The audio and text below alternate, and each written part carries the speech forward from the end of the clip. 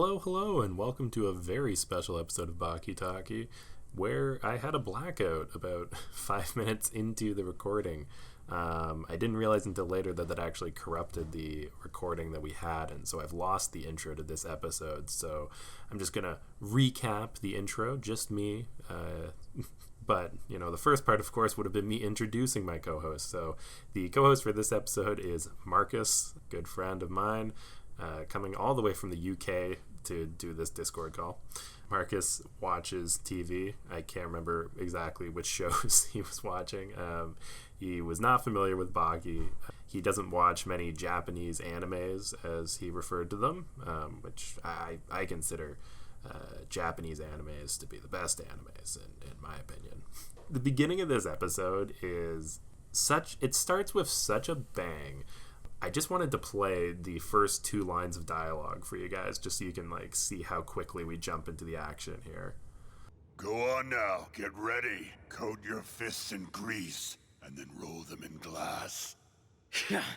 No offense, but I prefer not to follow the lead of a death row convict. I like doing things my own way. By the way, the noise is Kiyosumi picking up a barrel and throwing it like Donkey Kong at Dorian.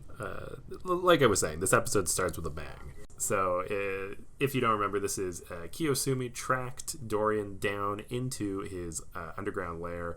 Also, I called him Kiyosumi the entire last episode. I've realized that I think more people will call him Kato. His name's Kiyosumi Kato.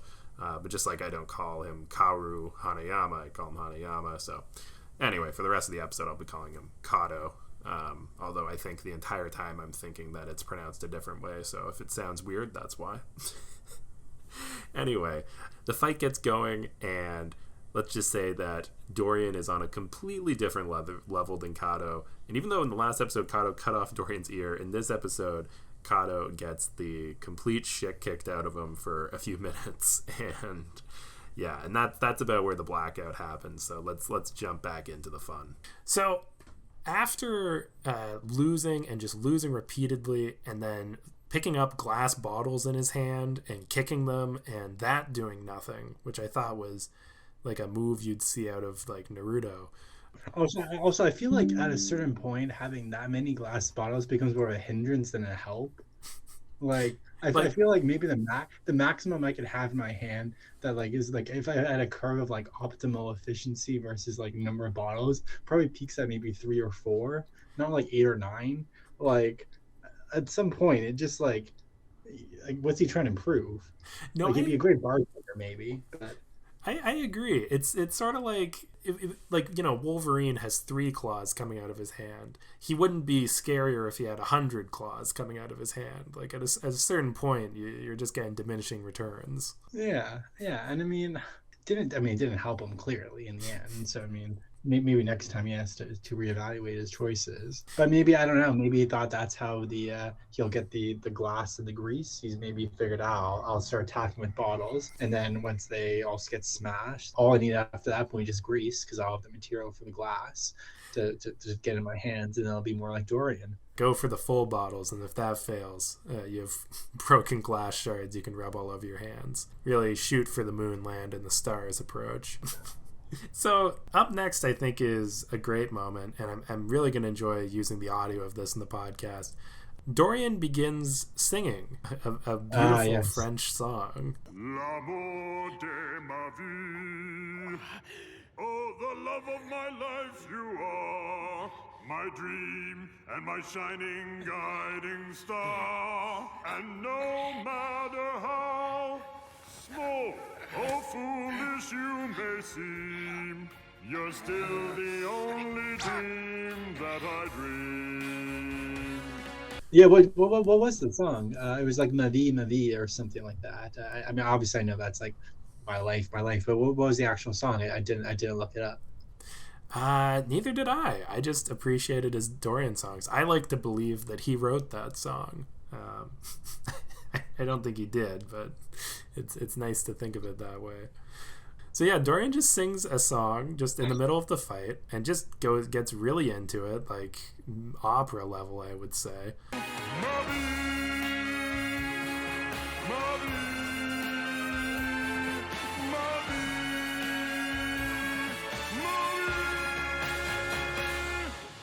What were your thoughts going through your head while that was going on, Marcus? I mean, mad respect. I mean, imagine someone who beats you up that badly and just starts singing at you. I mean, I'd feel pretty infantilized, you know. It'd be like, I don't know how I'd be able to take that. I mean, imagine telling your friends the next day, not only did this guy beat me up, but he also starts singing like classical French songs at me. So it'd be pretty humiliating for one. I would have found it funnier if then Kato then broke into his own French melody of some kind. Oh my god! And then there's maybe some like backstory about them spending, I don't know, some time training in Paris or in France or something. I'm not sure how that would really work in the considering the Japanese background of these individuals. But I think that would have been great. I think that if this had sort of turned into like a battle of the bands type of situation between two martial artists. So it's left a little bit unclear why Dorian sang. I think there's a pretty good reason, or pretty solid theory on why, but we'll get to that in a second, because after the singing, Kato is actually able to turn things around for a little bit. He's able to kick Dorian straight in the nuts, and then gouge his eyeballs out. Yeah, they really love attacking the eyes, don't they? Like something. There's that. Oh gosh, where's it from? Yes, no, I got it. I just remembered it is. It's when Dwight and Jim are trying to steal the copier from the other branch, from Rashida Jones's branch, and then he sees the warehouse workers. He's like, I can see their eyes. I just want to start poking their eyes or something like that. And if we have to defend ourselves, I will stab the security guard in the eye with the jumbo chalk. No, you won't do that. Nope. Then I'll grind up the jumbo chalk and blow it in his eyes. Dwight, nothing with the eyes, please. So that did remind me a lot of the relationship between Kato and Dorian here. I would definitely say that Dorian and Kato are basically the Dwight of this show. Kato completely humiliates and defeats Dorian for about 30 seconds. A giant freak of nature like this guy, and I've got the upper hand. I did it. I've got him, no doubt. Stop! Listen to him. He's begging for mercy. Oh, please have mercy on me, Kato! Have mercy! Until Dorian claps. I did believe it at first, to be fair. I was like, wow, this guy, all he needed was those 10 bottles, and fucking like he's just unstoppable at that point. Imagine what he could have done with 15 or 20. Would have been over in 5 seconds. Oh man, if only he had like checked some local recycling bins on his way down. But he returned them all to the LCBO to get the extra 5 cents. Yes. It was his day to bring the empty back. The classic Japanese LCBO. Unfortunately, much to Kato's surprise, all of his victorious fight was just an illusion, and we learned that Dorian actually hypnotized him. That was hypnosis. Hypnosis. A technique by which a person can be put into an altered state of consciousness, one in which he can be easily manipulated. He imagined himself victorious, nailing his enemy in the crotch, gouging him in the eyes, and generally beating the crap out of him.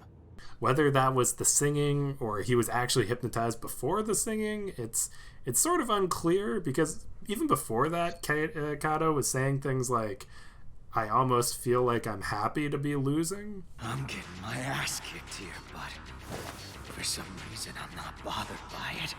It's almost like I wanted this to happen. Anyway, I didn't know if that was part of the hypnotism, or if he was just a real sadist, at that point. It's not clear. It really wasn't. But the hypnotism trick, you really don't see that in the WWE these days. I'd really love it if you did.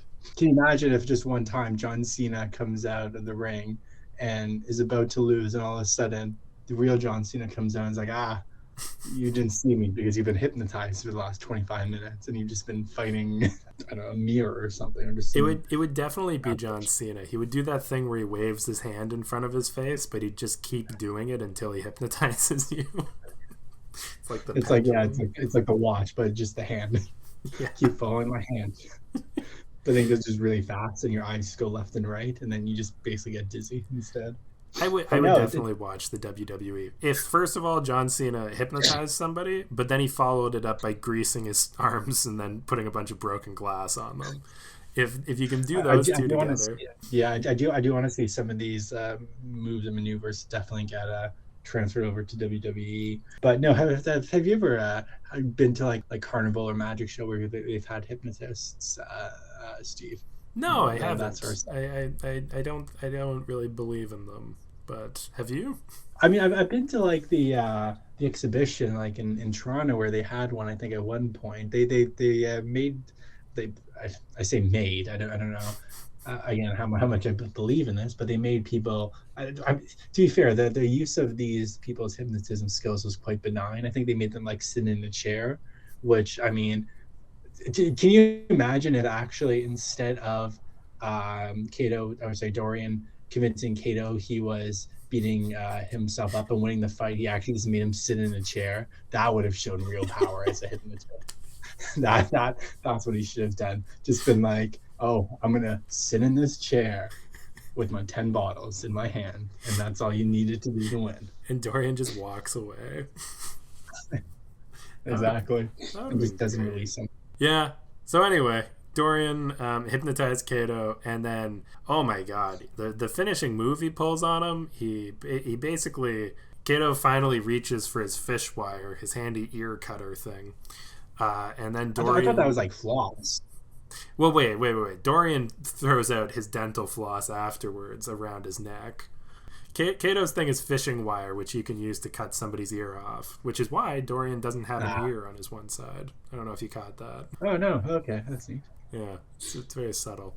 Anyway, Dorian loops the little tiny wire of death around Kato's neck and then does a big pull, and I wouldn't say he decapitates him, but it feels like comes very close, and I would say it's the most blood I've seen this season in a very bloody show. Yeah, but imagine if that blood now goes into Dorian's eyes, then Kato's basically won the fight, hasn't he? If only he had angled himself a little better. Yeah, just get that that main artery to shoot up right into his face. That's what won him the fight. Yeah, it's truly tragic what happened to Kato. But can you tell me, Marcus, what happens to him next after he's defeated by Dorian?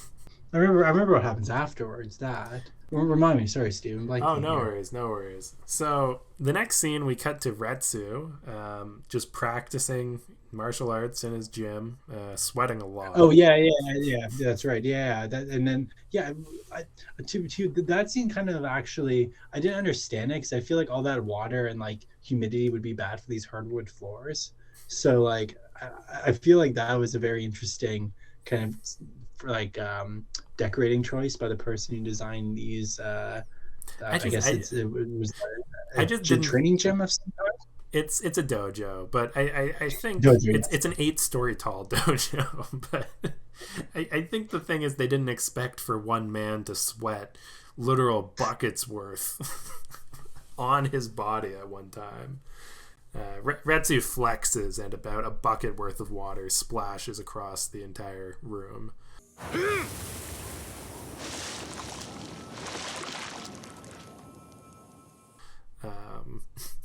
I don't even know if that's like impressive or not to sweat a lot. I wonder if that's something that Kato should have used with his blood and like flexed, and then all his blood could have sprayed onto Dorian. He should have maybe learned a thing or two. What was this guy's name again? Sorry, Retsu. Yeah, Kaio Retsu. Yeah, so Retsu notices that there's something off with the punching bag in the dojo. Oh yeah. So he opens it up like any martial artist would by cutting it with a karate chop. And inside is surprisingly a bunch of packing peanuts, which and that might be true. I don't know what's in a traditional punching bag. Yeah, I don't know actually. You have to wonder though when he does open it, and as I'm sure you're about to say, he sees to be fair, at this point I totally assumed he was dead. Dorian, sorry, not Dorian, Kato, sorry, but obviously that didn't turn out to be the case. But like you have to wonder if like when he takes back this punching bag to the place he bought it from, like what does he tell the vendor? Like did you accidentally give me the wrong, like how did this guy, like clearly this isn't covered by their terms and services, right? Yeah, they're gonna be like, well, you broke it, and he'll be like, I broke it because there was a beaten to death man living inside it. Yeah, and I also feel like, I don't know, like whenever I like, I mean when you're at the gym, whatever, you see like these punching bags, and like I've not used one nearly enough to like have familiarity with like how they feel and everything. But I don't know. I feel like if I were to use one, my first instinct, if it felt a bit off, wouldn't be that there's like something inside I need to like karate chop open. I just think, I don't know, that maybe it's just like an older bag. I'm sorry to break this to you, Marcus. You are not on the same level as Kaio Retsu. You do not have the same martial arts that allow you to detect what is exactly in a bag that you are punching. It's a dead body, yeah. You know, I mean, to be fair, maybe I do actually can detect it, but I've just never come across any boxing bags that have dead bodies in it. So, you know, there's that way. I'd be surprised if that was the case. I think it happens a lot more often than you think. So Kato was found inside a punching bag.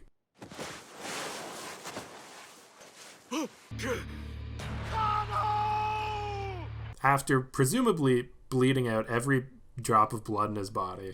Luckily, he was rushed to the emergency room. Just a quick. It's a good thing that these punching bags are like clearly like extremely airtight, because like not a drop of blood, nor like any. I assume like, I mean, like the body wasn't dead, he wasn't dead yet, but you assume that it would like there's probably quite a bit of like human blood and kind of guts and other kind of human fluids in there that are just kind of sitting around again in this, as we know, and it's a very hot and humid room with the guy sweating all the time. So like I have to say I have to give hats off to this to this boxing to the manufacturers. To the manufacturers, they know how to keep the I have a new theory. I think that Dorian just snuck in and stuffed a body bag with packing peanuts and just hung it up and made it look like a punching bag, because that would explain why it's so great at keeping fluids in.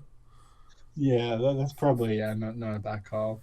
But I think my favorite bit of the episode is just after this though, when he's rushed to the hospital, and then there's this guy. I guess maybe he's the head of the dojo. Maybe he's just like their doctor. Yep, this is like Katsumi for listeners. Okay, yeah.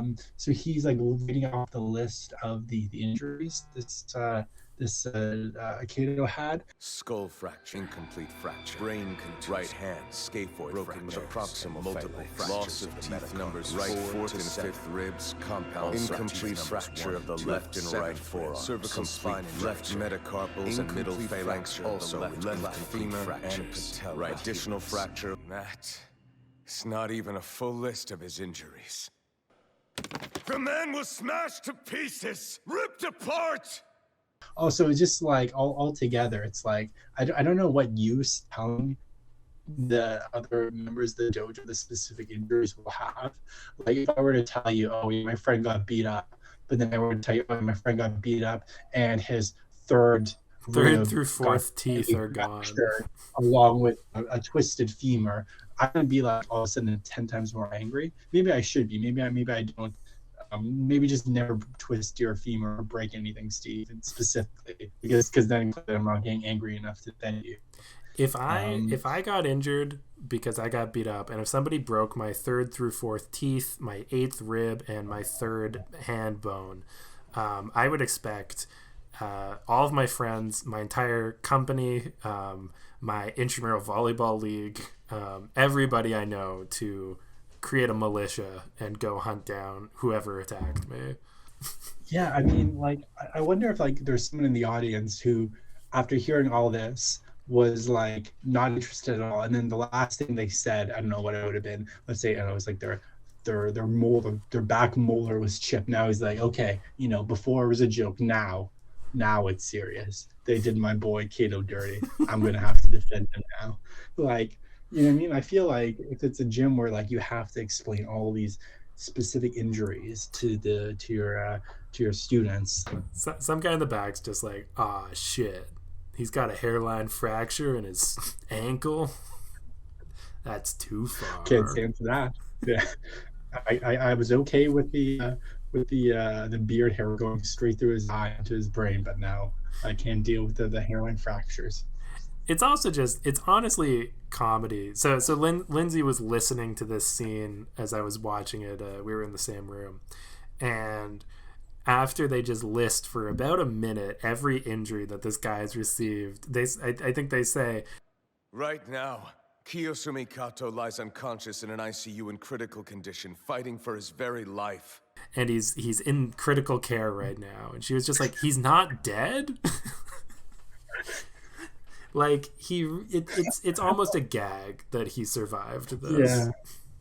Yeah, I mean, it'd be even funnier if he was just like in like not in critical care. He was just in like date as an inpatient for a day. He's sitting in ER. He's waiting to see a doctor. He's doing triage. There's people ahead of him who've been I don't know, got a bruise on their leg, who've been seen before. Anywho, this sparks my second favorite part of the episode after the singing part, because this episode's just stacked. But Katsumi basically mobilizes the Shinshinkai army. So Shinshinkai is Doppo Urachi's martial arts school.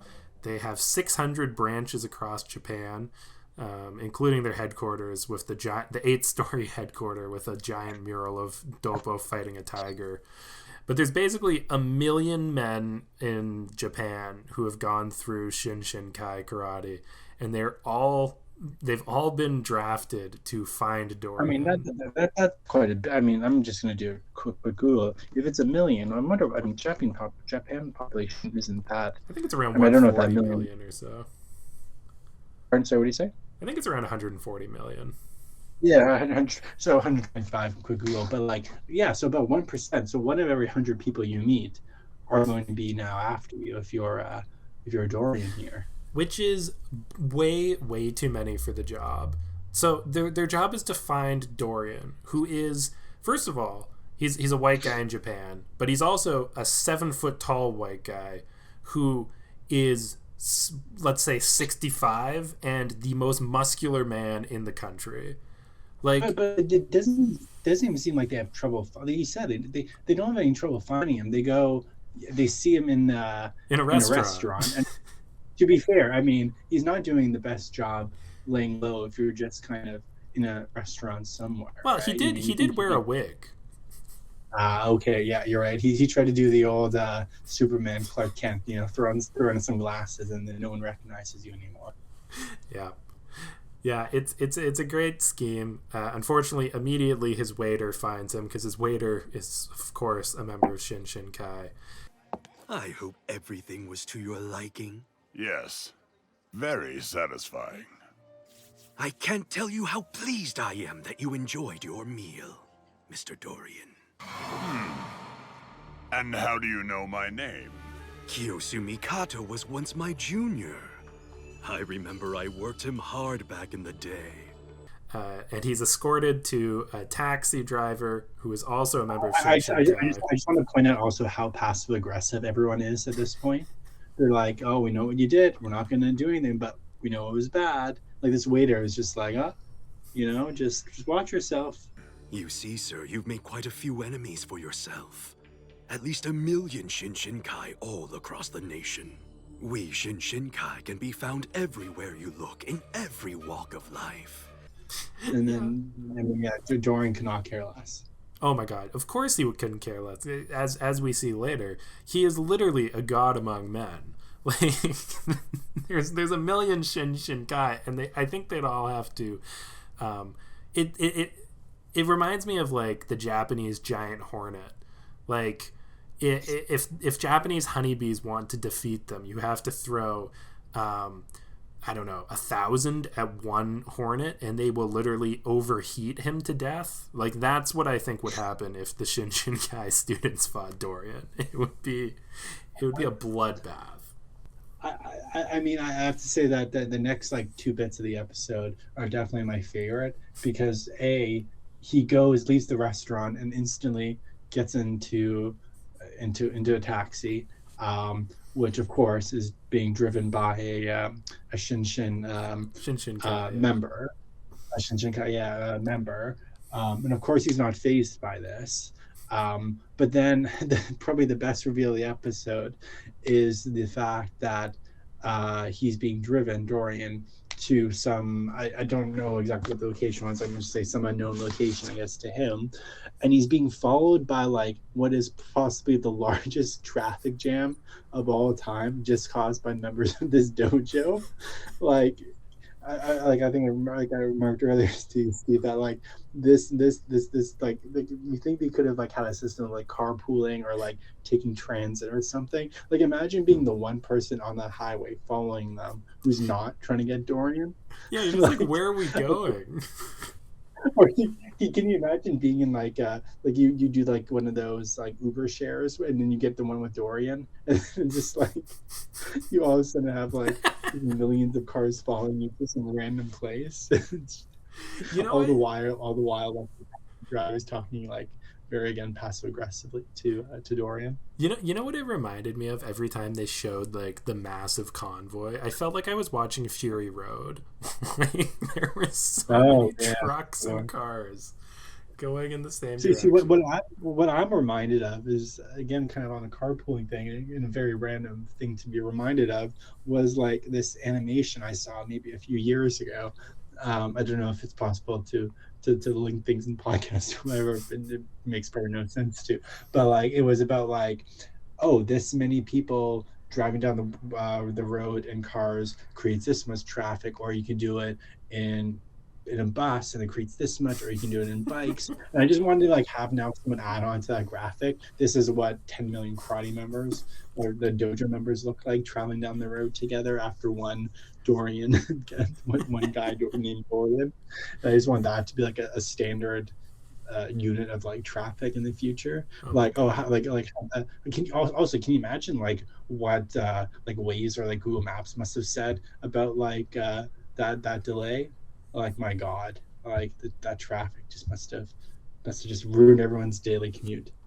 Yeah. Oh my gosh, put that in one of those urban planning YouTube videos. It's like the suburbs were designed, unfortunately, for karate members to. Oh boy. Yeah. So the convoy, the very inefficient convoy. Assuming that they're all empty, you could also assume that they're all stuffed to the brims with members of the dojo. But they all drive to, it's not super clear in this episode, but light spoiler for next week, they drive to an amusement park. And they drop Dorian off, who reveals that he just... How many of those million members do you actually think were there just to go to the amusement park versus like... actually there to fight Dorian, like maybe they say, oh yeah we'll go and fight, but we also want to check out this new roller coaster on the side. I'm sure a bunch of them were disappointed when they got there and they're like, oh, it's closed. Okay, like I was gonna 2-for-1 things. And we got to fight a guy who literally sings French songs and hypnotizes us. He'll fit in great in an amusement park. Yeah, you beat me to it exactly. He'd be a great carny, you know. Yeah. Just wait until next episode because we're gonna touch into those grounds. Anywho, so yeah, he gets to the park. He reveals that this is, of course, where he wanted to be because he wants to fight the leaders of Shinshinkai. So he let all of the people bring him there because, of course, Dorian's goal is to seek defeat and fight Doppo Orochi. So anyway, he arrives at the amusement park and He challenges all of the guys who drove him there to a fight. He beats up one of them so bad that nobody else feels like joining in. And then that's the end of the episode. I mean, but I get it's all a matter of respect and I guess honor. But I feel at the point at which someone's getting beat up so badly that beards of hair are going into their eyes, that probably all levels of standards of honor and respect have been dropped. That probably at that point all of the Shinshin should have just attacked Dorian all at once and not cared about this. Unpopular opinion maybe, but I think then they probably could have used that Hornets the Wasp maneuver, the generating heat maneuver like you suggested on them. It's a fair critique, but the thing is the thesis of this season is comparing martial arts and honor and the systems that martial arts has versus convicts and death row inmates who do not care about the martial arts or honors and that type of stuff. So it's all about creating these scenarios where, yes, the Shinshinkai could win theoretically if they all attacked him at once, but they would not do that. That's one of the legit themes I love about this season. But yeah, no, it seems Dorian's quite unstoppable to say the least. Yeah. All right. Well, that was an episode. Marcus, now that you've watched an episode of Baki, this is the question I always ask everyone. Do you think it's a good show? It's very hard to say without context. To be fair, it seemed like this episode, but also, I don't know if this fight was being built up as being such a big deal, because from my perspective, most of this entire episode was literally just a single fight sequence, and it was kind of hard to get invested in two characters for 15 minutes. It was a cool fight sequence, I have to say, but in terms of the character, and my involvement in the character's motivations, that was left wanting, and I guess that's a reason to watch the full thing. It was a cool episode, I will have to say that. Cool is cool is good in my books. All right. Well, thanks for coming on the show, Marcus. Thanks for sitting through all of the technical difficulties that hopefully the audience will never even know happened. Never will know. Yeah. And make sure to listen up. This is the first episode recorded out of order, so I already know the next episode's going to be great. So who's the next episode with? Do you know? Yeah, of course I know. I recorded. No, I said, do I know who it's with? Oh yes, it's with my brother Jeff. Oh, nice, cool. Good yeah, stuff. Maybe I'll even put in a preview clip. Who knows? Hi, I'm Jeff. Yes. How's it going? Anyway, thanks for coming on the show, and that's all the Baki we've got to talkie. See y'all next week. 眠るい夢よりも熱すぎ